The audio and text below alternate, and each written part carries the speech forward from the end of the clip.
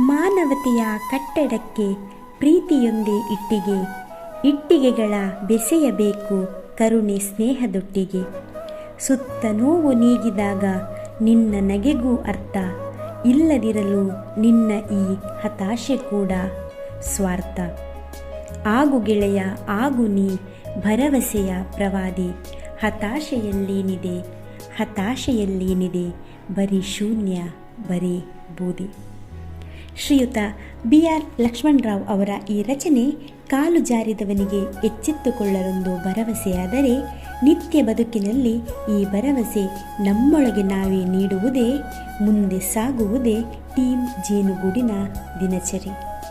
ಇದು ಬರಿಯ ಗೂಡಲ್ಲವೋ ಅಣ್ಣ, ಇದರೊಳಗಿನ ಪ್ರೀತಿ ಸ್ನೇಹ ಸವಿದಷ್ಟು ಅಕ್ಷಯವಾಗುವ ಪರಮಾನ್ನ.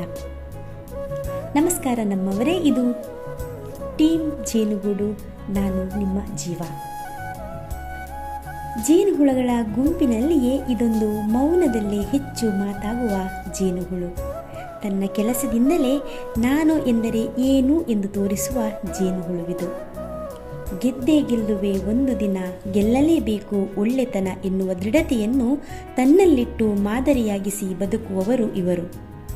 ಇಂದಿನ ಜೇನಹನಿ ಸರಣಿ ಸಂಚಿಕೆಯ ಪರಿಚಯದ ತೆರೆ ಸರಿದಾಗ ಕಣ್ಣರಳಿಸಿ ನೋಡಿದರೆ ನಮ್ಮೆದುರು ಹೆಸರಿನಂತೆ ಸೌಮ್ಯ ಸ್ವಭಾವಕ್ಕೆ ಪ್ರತಿಬಿಂಬವಾದವರು ಸೌಮ್ಯ R. ಶೆಟ್ಟಿ. ಶ್ರೀಯುತ ರಘುರಾಮ ಶೆಟ್ರ ಪ್ರೀತಿಯ ಕೂಸು, ಶ್ರೀಮತಿ ಗೀತಾ R. ಶೆಟ್ಟಿಯವರ ಮಮತೆಯ ಪಡೆಯಚ್ಚು, ಹಾಗೆಯೇ ಅಣ್ಣ ಶರತ್ರಾಜ್ ಶೆಟ್ಟಿಯವರ ಸ್ನೇಹ ಬಂಧವನ್ನು ಕಟ್ಟಿಕೊಂಡೇ ಬೆಳೆದ ಸೌಮ್ಯರವರು ಹುಟ್ಟಿದ್ದು 18/8/1988. ಹುಟ್ಟೂರು ಆನೇಕಲ್. ಮುಗ್ಧ ಮನದ ಸ್ನಿಗ್ಧ ಸೌಂದರ್ಯದ ಹುಡುಗಿ ಪ್ರಾಥಮಿಕ ವಿದ್ಯಾಭ್ಯಾಸ ಆನೇಕಲ್ನ AUP ಶಾಲೆಯಲ್ಲಿ ಪೂರ್ಣಗೊಳಿಸ್ತಾರೆ. ಬೆಳೆವ ಸಿರಿ ಮೊಳಕೆಯಲ್ಲೇ ಎಂದು ತಿಳಿದಂತೆ ಆ ಸಮಯದಲ್ಲೇ ಕಲಿಕೆಯಲ್ಲಿ ಅಷ್ಟೇ ಅಲ್ಲದೆ ಪಠ್ಯೇತರ ಚಟುವಟಿಕೆಯಲ್ಲೂ ತನ್ನನ್ನು ತೊಡಗಿಸಿಕೊಂಡವರು ಇವರು.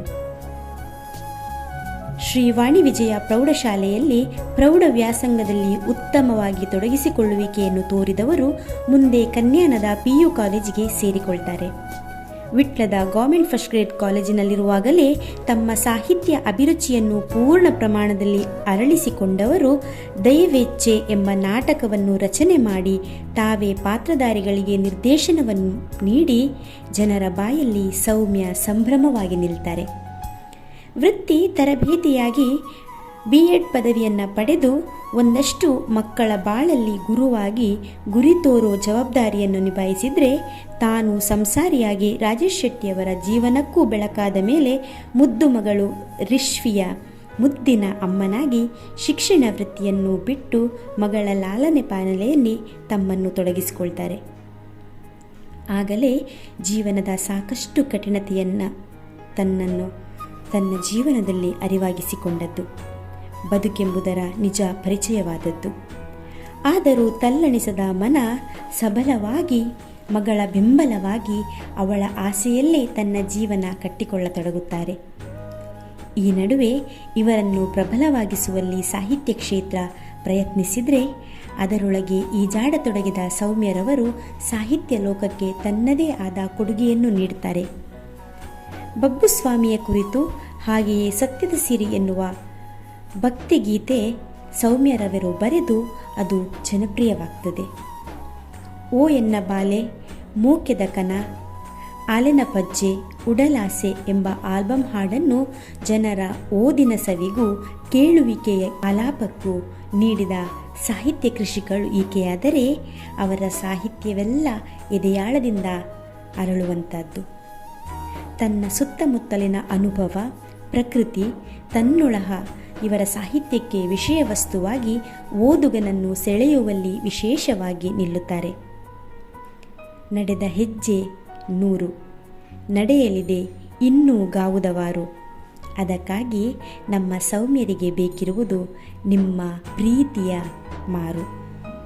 ಸೌಮ್ಯ ಶೆಟ್ಟಿಯವರು ಇನ್ನಷ್ಟು ಮತ್ತಷ್ಟು ಸಾಧನೆಯ ದಾರಿಯಲ್ಲಿ ಮುಂದೆ ಸಾಗಿದಾಗ ನೋಡಿ ಚಪ್ಪಾಳೆ ಹೊಡೆಯುವ ಕರಗಳು ನಿಮ್ಮದಾಗಲಿ.